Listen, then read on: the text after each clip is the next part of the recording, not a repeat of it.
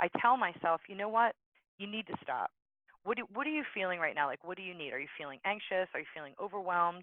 I give myself permission because I feel that it's giving me the opportunity to also set an example for the young women in my house. I think overall, by allowing myself to pause, it makes me a better wife.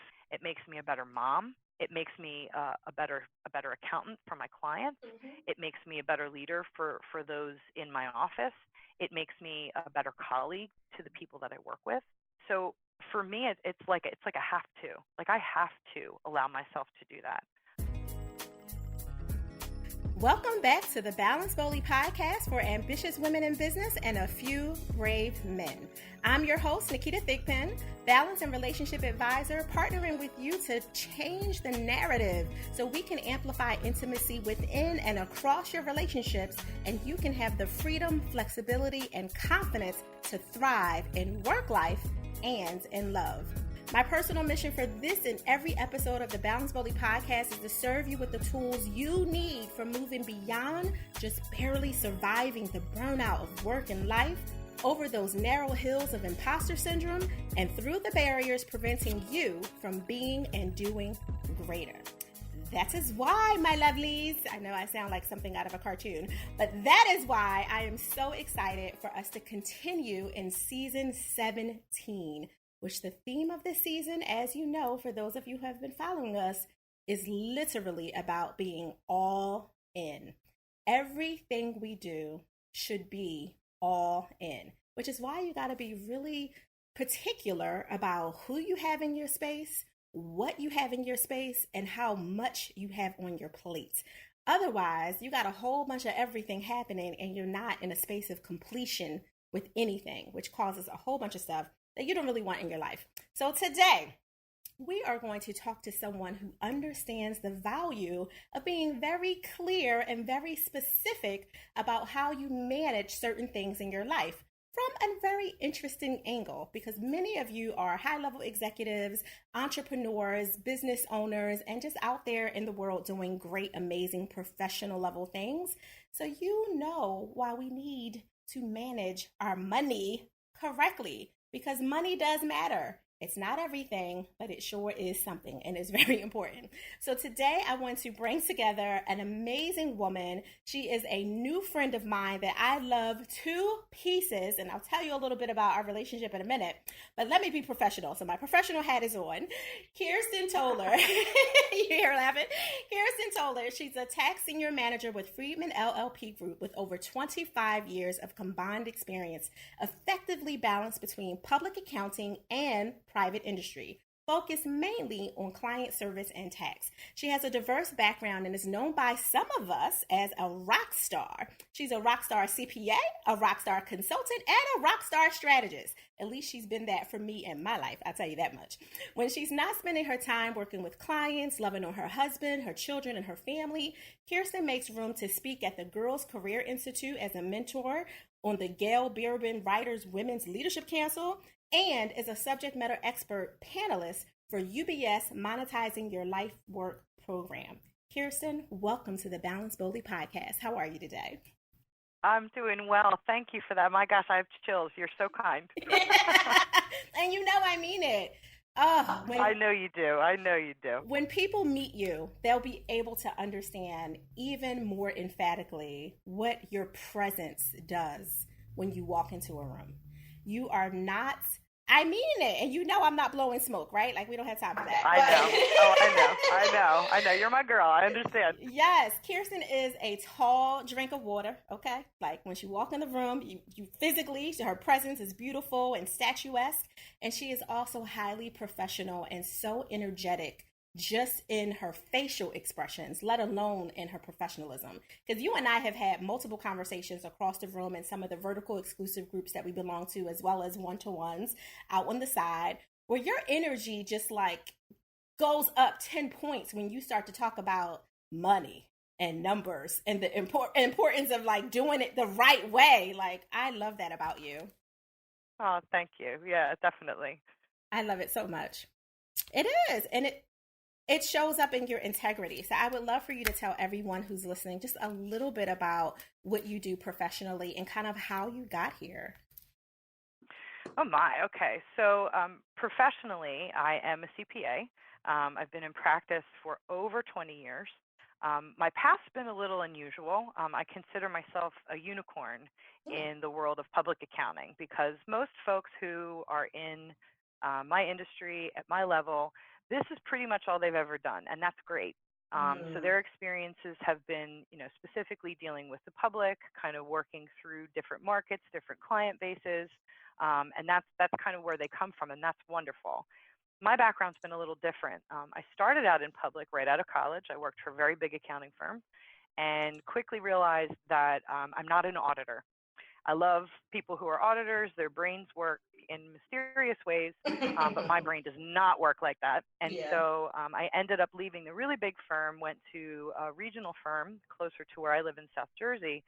And the experience there from a technical perspective was fantastic. We did everything from soup to nuts.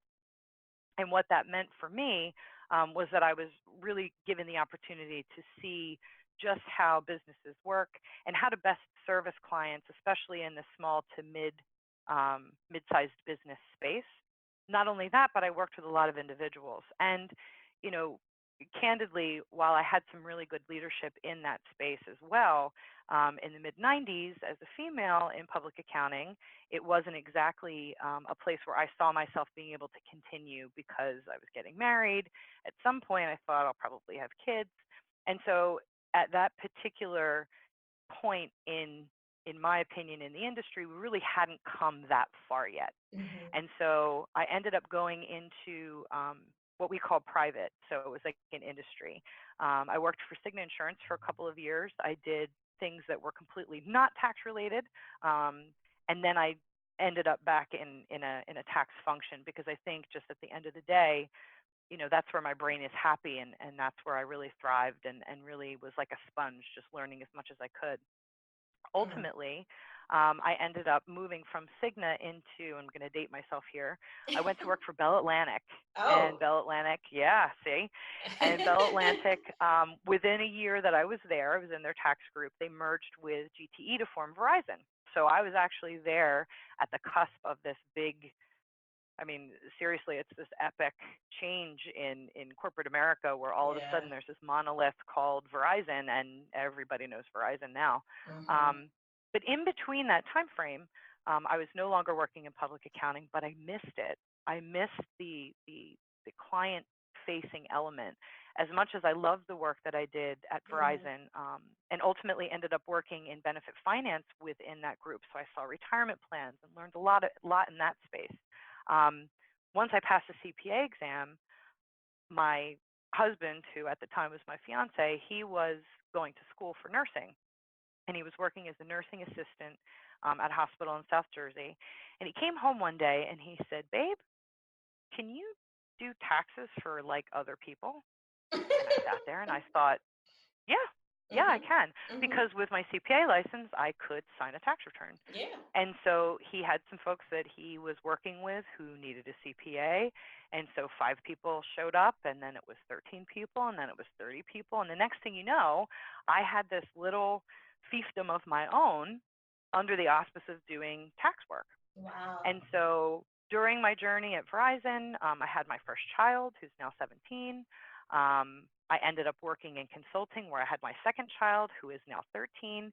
And all in this time frame, I worked 4 days a week because fortunately I had found a space where people kind of respected that work-life balance. I actually became the poster child at the consulting firm that I worked for because anybody who came in, my managing director would say, "Oh, you need to talk to Kirsten because she just had a baby and she's doing all these things within the firm, but she still has time at home, and you need to talk to her because she really made it work."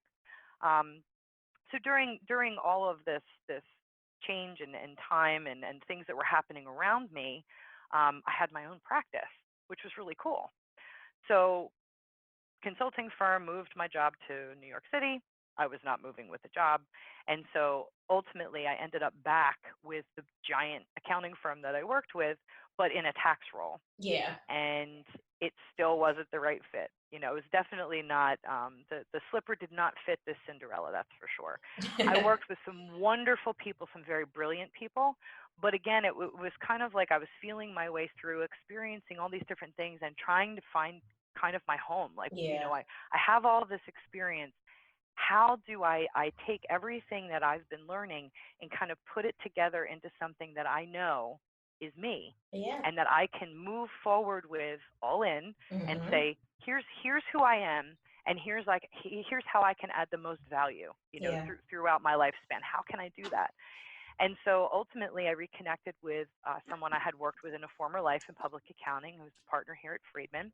And he was kind of with me during my journey with the big accounting firm, and connected me with the COO at the time at Friedman, who was kind of really working with me. I had said to myself, I'm going to work on my own. I'm going to take this little thing that I've created and say, you know what, I'm going to do this. This is what I'm Mm-hmm. going to do. I'm good at this, and I'm good at, kind of like to quote Jerry Maguire, I'm great in the living room. I'm great meeting with people one-on-one, kind of in a small space, very intimately, and I felt like that made me stand out as a CPA.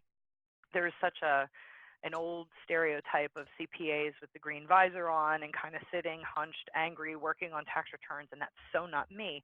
While I love that work, I actually do love that technical element of what we do. Mm-hmm. The biggest piece for me was being able to service others and utilize knowledge that I had to help other people. And so, I'm kind of still feeling my way through. Ultimately, the connection that I had at Friedman was going to help me connect with other, like, smaller sole practitioners who Yeah. maybe didn't have a succession plan, maybe were looking for someone to connect with, to transition business to. And ultimately, I ended up having a meeting with this person, thinking, the auspice of the meeting was going to be a continuation of that type of conversation. And he sat across from me in the office that ended up being my first office at Friedman, and said, I have a proposition for you, and I'm about to throw a wrench in some of the things we've been discussing. And at that point, he then said, Friedman is in a transitional period. There are a lot of partners who are, getting to be of retirement age, and they're really looking for, like, the next generation of partner. And with my soft skills, that was something that was lacking. And so he said, I would really love to bring you in here with the idea of pathing to partner. The caveat was that I had to bring my clients with me. My entire book came from Friedman. Got you. That was a huge leap of faith for me, Yeah. because my boss, who was one of my mentors when I worked in consulting, he'd always kind of had, like, a side gig, right? Mm-hmm. Mm-hmm. And I never really looked at it as a side gig, like it was just part of who I was. But Yeah. he always said, oh, always keep your clients. It's your retirement plan. And I thought, that's kind of a cool concept, not realizing how big it would eventually become for me, and kind of trying to hold it all together. While it wasn't impossible, sometimes it was a challenge. I was very, Yeah. very fortunate. My husband has been incredibly supportive of me throughout my career. I guess maybe because what he does is so different than what I do as a nurse. He deals with, like, blood and guts and yucky stuff, and I deal with, like, numbers and nerdy stuff, and it works. And so, my kids have grown up through tax seasons with mom. Suffice it to say, neither one of them wants to be an accountant, so I don't know if I did a great job. But from the perspective that they kind of see, hey, my mom is a successful female professional, Yeah. yet she still has time to come to our soccer games and, our performances, and, all the various things that I want to be present for. I've been able to make this work. Sometimes I'm a bit of a trailblazer that way, Mm-hmm. because there is still a little bit of the old school, the old guard mentality that runs through my industry. Yeah, it does. But now, being at Friedman, I can say confidently, um, our one co-managing partner is a female. And recently, Friedman has started these, we call them lunch and learns, but it's basically like a partner series where partners will kind of talk about their journey. And Mm-hmm. the first we just had recently, and our two co-managing partners, our tax managing partner is a male, and our audit managing partner is a female, and both of them spoke about their journey. And it was really interesting to hear the female managing partner talk about and very much validating a lot of what I felt as a young woman in this industry, Yeah. because there are pressures. There are pressures that, you know, there are a lot of great dads out there, and there are a lot of great dads that I work with who make sure that they're present at their children's events, and they make sure that they identify the true meaning of what we do. It doesn't matter what you do for a living, but it matters what impact you're making. That's right. And the impact that you most directly make is on the people in your direct space, in your nuclear family. Those are the people that see you every day. Those are the people that see you when your teeth aren't brushed. Those are the people that see you at your worst and at your best. That's right. And they love you unconditionally. But at the same time, you have a responsibility to them to ensure that you're giving the same back. And there's just a beauty in being able to be supported like that. And I've been very fortunate in my career to be able to do that. So my from a professional perspective, I've really I've learned a lot working at Friedman.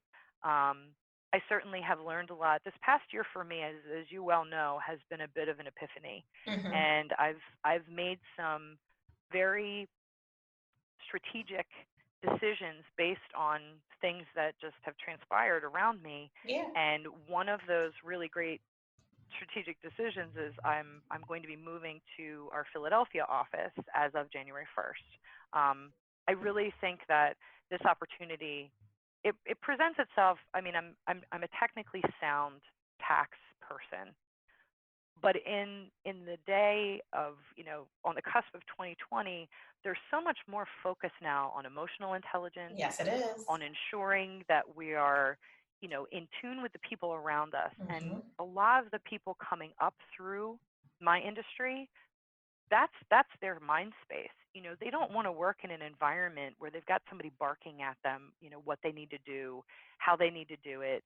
They don't have a say. They don't feel like they're valued. All of these things, need to kind of morph with the new generation that's coming through. And I know confidently now, through everything that I've experienced, that's me. Yeah. So I am really happy to be like that champion for the import of taking care of our people, making sure that people understand, yeah, be a good technician. Yeah, take the time to learn things. Questions, I am all in. Tell me how I can help you. But at the same time, ensuring that, we're respecting each other, we're taking care of each other. We want to see people thrive and succeed and get to the next level. And quite honestly, from a selfish perspective, it benefits me when I have really good teams around me. That's right. I want good people next to me. I want to walk beside people that care about clients the way I do. Clients are not just a paycheck for me. I really care about the people that I work with. And, I want to be able to continue to give and add value in that professional space. And I think, honestly, it sets a good example. My children are both girls, two daughters. They're both teenagers, so pray for me. Yeah. Yeah, no joke. But I want them to see, and I think without them even realizing it, they're growing up in a time and in an environment where their dad supports their mom. I've always been the majority breadwinner in my house. My husband was in the Navy when I met him. Got out of the Navy. We were engaged while he was in service. Got out of the Navy. He started going to school on the GI Bill. And so, he was a student for 4 years, in and around the time that we were getting married. Yeah. And so, he doesn't have any preconceived notion about what my role is. We are partners. He supports me. And my girls see that, I mean, we're both a little crazy, so they see that too. But I think it helps them without them even having to think about it. Hopefully, my hope, of course, as a parent, is that moving forward, whatever profession that they choose, whatever they decide to do to give back to the world, that they find people around them that will support them. Yeah. And, you kiss a few frogs along the way, but at the end of the day, I just think that for us to be good at what we do, we have to be well supported, and we have to care and support the people around us. Absolutely. You are walking your talk. Like, this is real work, life, and love, which is why we don't just say work, life, and balance. And balance is crucial. It matters. It's freaking in the title of my company, Think Pro Balance and Relationship Management, right? But it's further than that. It's beyond just balance. It's about the love. Your first ministry is your family. Like those are the people that see you when you haven't put moisturizer on your skin or conditioner in your hair, right? Like to your point, like they see you at your worst and hopefully they benefit from your best. And you're walking that talk on a regular basis, which allows you to show up at work and do even greater things and have a little bit more of a bandwidth and capacity for just some of the normal life nonsense that kind of comes along when you're driving from Jersey to Philly or what, whatever might happen. You have a little bit more bandwidth in terms of your compassion, because life is good for you at home and it's really good for you at work. And you created this reality that you're in, which I think is why you're all in, is you're creating your all in experience and you're shaping and reshaping and navigating some of the things that you didn't necessarily understand in the beginning, but you've created this new dynamic for yourself, which I love on so many levels. So I have to ask you, with all that you have going on, how do you, Kirsten Toler, give yourself permission to pause? Well, so I think in my head, first of all, I'm a huge fan of mindfulness. And one of our networking friends, I'll name drop, Chantel Fitzgerald. Yes. She has taught me a lot. I think I've learned a lot. Like I said, this year's been a giant epiphany for me. I'm an empath, and that's very unusual, I think, when you're kind of dealing in business. But I think it makes for good client service foundation. And so we're empath sisters, by the way. Mm-hmm. Yeah. Oh, yes, we are. What I find is that, number one, it makes me a better person. Mm-hmm. So I tell myself, it's almost like a task. I tell myself, you know what? You need to stop. What are you feeling right now? Like, what do you need? Are you feeling anxious? Are you feeling overwhelmed? I give myself permission because I feel that it's giving me the opportunity to also set an example for the young women in my house. Yeah. It also makes me, I think overall, by allowing myself to pause, it makes me a better wife. It makes me a better mom. It makes me a better accountant for my clients. Mm-hmm. It makes me a better leader for those in my office. It makes me a better colleague to the people that I work with. So for me, it's like a have to. Like I have to allow myself to do that. It's almost not even like it's not an option for me. Yeah. And I think too, with all the stress, my job can be incredibly stressful. Having two children can be incredibly stressful with all their activities, and then trying to find time to connect with my husband. We need time together. We need to do things together. And of course, with kids that morphs and changes, but how do we connect? And without giving myself that permission, I just think all around I'm gonna fail at everything that's important to me. So I have to allow myself to do that. I love that you made it non-negotiable. And for me, it's the same. It's the same exact thing. Sometimes it's only 5 minutes. Sometimes it's 2 minutes if it's in a really full moon type of day. And sometimes it's, 6 week self-lovecation. It really just depends on what I'm able to do. Exactly. Mm-hmm. And not to feel guilty about it. Exactly. I think there's enough stuff out there that if we truly, and I'm annoyingly a glass half full person, and so I don't want to allow. I know, I don't want to allow things outside of me for as much as I can control, because the only thing you can really control is your response. You can't control the things that are going on around you. And more, I'm telling you, 2019 was a huge year for me, because it actually, it made me kind of stop and say, what do I value? What are my values? Right. What is it that makes me who I am? No, I'm not going to listen to any of the noise around me. I need to remember who I am, why I'm here, and what value I can add, and what about that is truly me. And I have to stop sometimes when there's a lot of noise around me and say, whoa, girl, stop. Right. All right, let's take a minute. Don't feel bad about it, because you're going to be a better person on the other side of that 2 minutes, that 5 minutes, that 2 weeks, like whatever it is. Mm-hmm. Like permission to unplug, permission to tell yourself, you know what? And it's funny because in client service, you tend to be a people pleaser. Yeah. And so you're always trying to make sure everybody else is happy. So and true. I have had to train myself, to physically train myself, and it's a work in progress. I am in no way a Jedi master at this. I've had to train myself to say, wait a minute, okay, you need a minute. Okay, stop and put these types of things into practice. I mean, it's practicing giving myself permission, but knowing that it is not an option. It is absolutely a necessity. No, absolutely. And you're doing what I think all true experts are supposed to do. You know that you're finding new ways to do it when your brain is like, saying stop it isn't working anymore. So now you're like, wait a minute, like just changing your language so that your body, your brain, your mind, and your spirit can be disrupted when it needs to be disrupted, so you can kind of create a new pathway and not fall into old patterns. You're doing exactly what you're supposed to do. Like I tell people all the time, like I'm the #1 balance and relationship advisor in the world, but you know why? It's because I'm always freaking practicing balance. Like that's why. Like it's a top of mind, keep me up in the middle of the night. How can I do it better? How can I do it differently? How can I do it smarter? How can I do it more efficiently? It's not because I came out the womb with this perfect way of managing my time and creating priorities.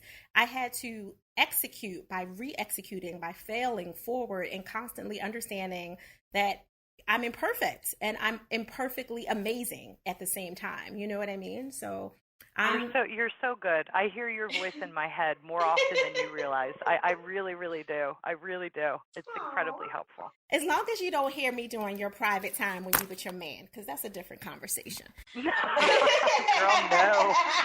That is totally private time. I'm silly, and Kirsten. That would change the whole dynamic of that particular moment too. Exactly. That would be a little strange. That'd be like a movie or something. Right, like your work is coming home with you too much. I don't like it. No, I love you, Kirsten, so much. How can people connect with you? The best way to connect with me, I'm for better or for worse, we're always on, right? So the best way for people to connect with me is through email, and that's Toler@Friedman.com. That's perfect. Thank you so much. You have been amazing, incredible, energetic, just transparent and authentic, just like I expected, and gave the listeners a little bit more than I could have imagined. So I'm so grateful for you carving out this time and just being here, showing up and showing out as you always do. I'm grateful for the opportunity. Yeah, I've been looking forward to this for a while. This really means a lot. Thank you so much. You're welcome. Woo! Balance Boldly listeners, was Kirsten not just so refreshing and so amazing and such a phenomenal way to really like kickstart all of the newness that you need to be in as we roll forward with 2020? Like everything she talked about is just so relatable on so many levels, from the transitions and the pivots and rediscovering what works, looking at what isn't fitting, and finding new ways to create your own balance and create your own joy by being all in and what you deem is the most important for your values. I love her so much. And I'm so grateful. I'm so grateful she was here. I'm sending you a virtual hug. Oh, I'm receiving right now. I'm like totally receiving. I just thank you so much. And I thank you guys for showing up and listening and tuning in. As always, if you like what you hear on the Balance Boldly for Ambitious Women in Business and a Few Brave Men podcast, make sure you subscribe, rate, and share so we can help ensure that the other ambitiously bold and brave have access to these valuable life, love, and business balance tools. As always, if you need to connect with me, just go on Ask Naketa everywhere. IG, Twitter, Facebook, you name it, I'm there. And just follow, DM me your questions. Let me know what you want to talk about. And as we roll into our Thursdays with the Let's Talk Intimacy live stream, don't be shy. Submit your questions. If you want to do it anonymously, just email me at asknaketa@bigpro.com and just put in there, don't share my name, share my city, share my height, share something else, but just don't tell people who I am. And ask the question, because we want to make sure that we can really help you amplify intimacy, both personally and professionally. So in the interim, I want you to go create your balance and create your joy. But remember, people, do it boldly. Thank you for listening.